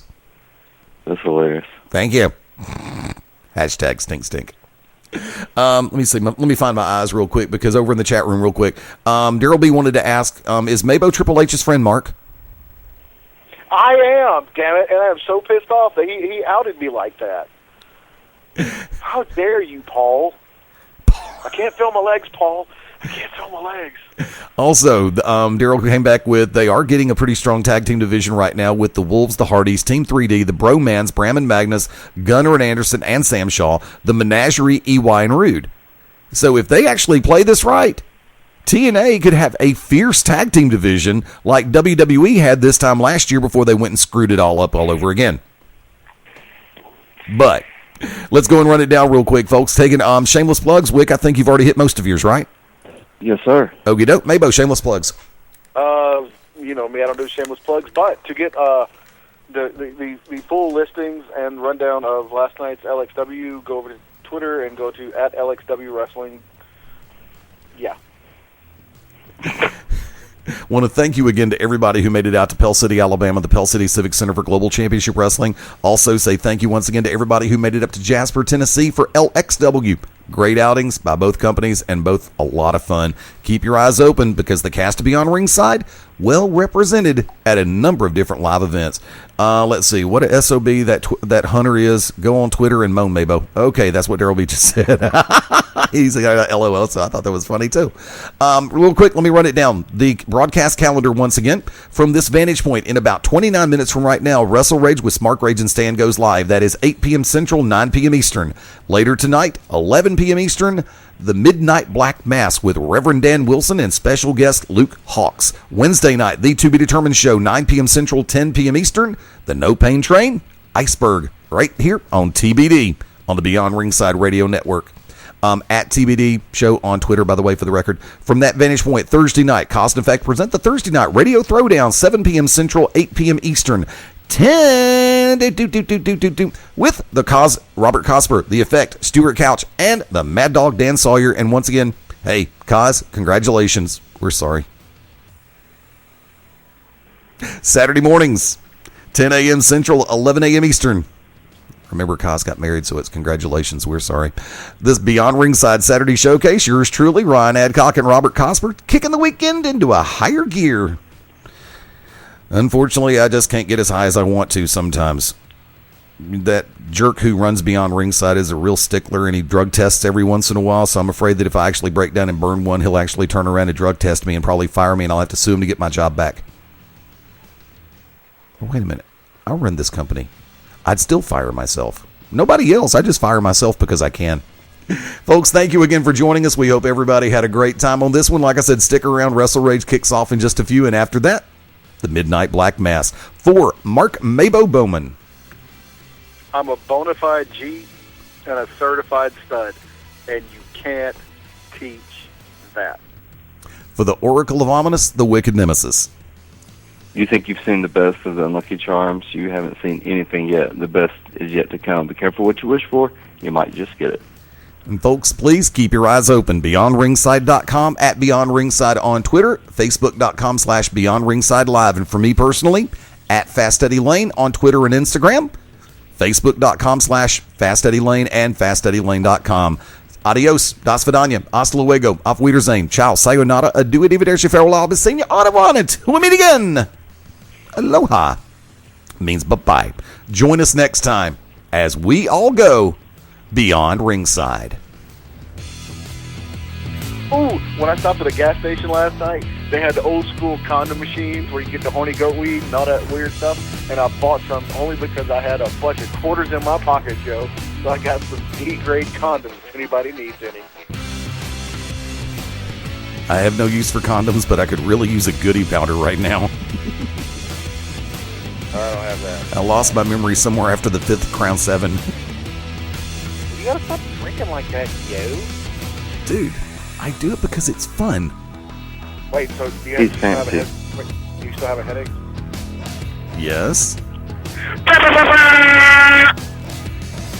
I was ready. I pulled the headphones away. Yeah, but I know it probably still caught some of it. You're like a hooker asking for a credit card. I was waiting on that. You could slide it in my butt cheek.